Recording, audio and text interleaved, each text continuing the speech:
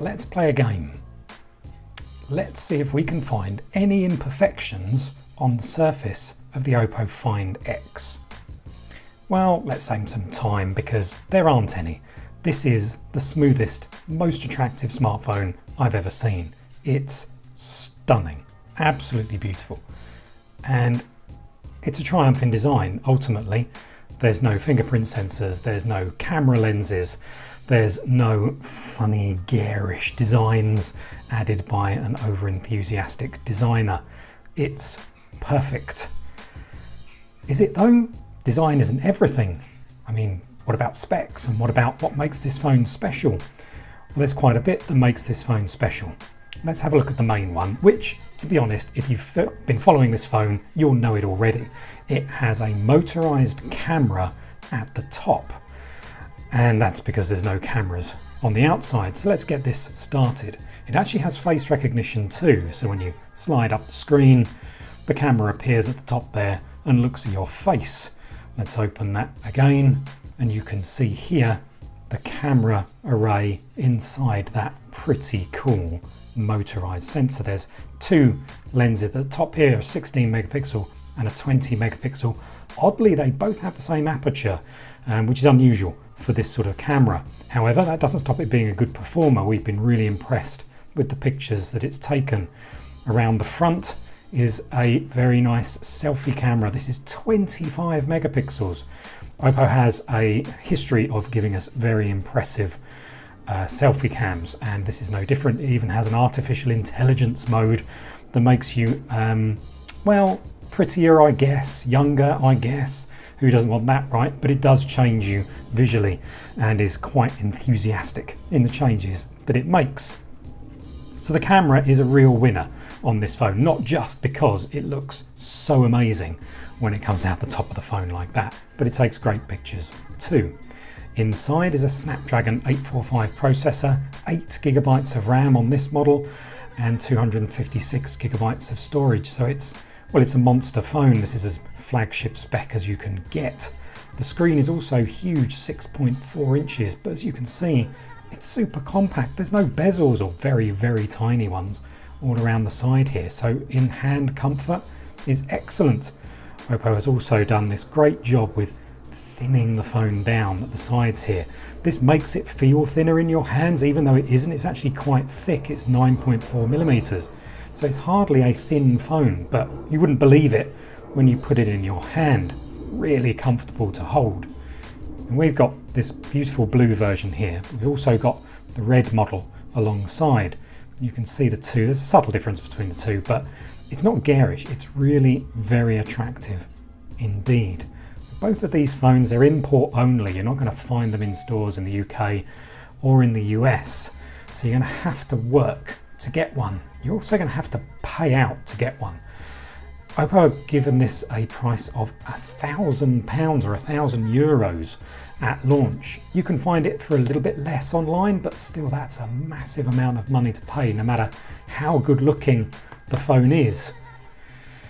The other compromises you're going to have to make, well, it could come with durability. There's no waterproofing for a start, and that's partly because of this camera module at the top, because it pops out of the phone, and if it gets wet, obviously water is going to quickly disappear inside the phone. You don't want that. There's also been reports of the phone bending very easily.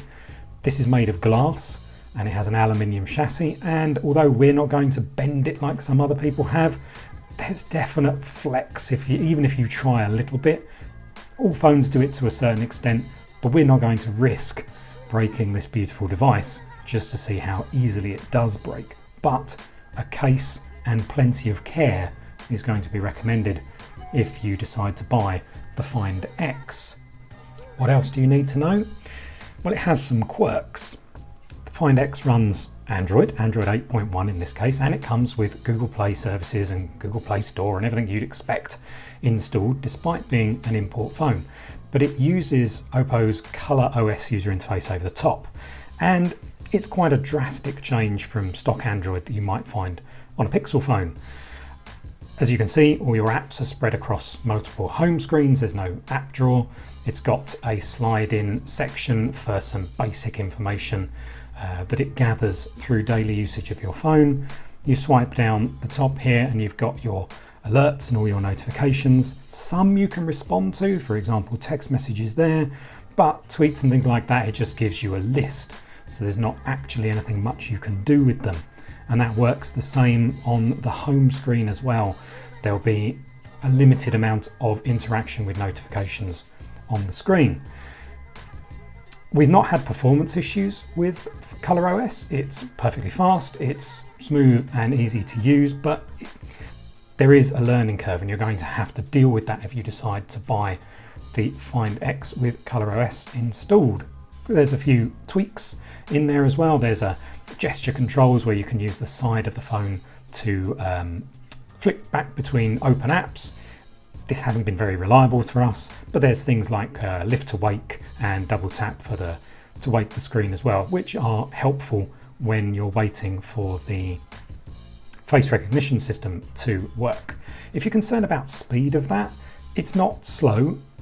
We've been told that it's sort of 0.5 of a second to go from opening the screen to the camera coming up and recognizing your face, so hardly an age, but it is slower than most fingerprint sensors that you might have used in the past. We've equated it to being similar to the first wave of in-display fingerprint sensors.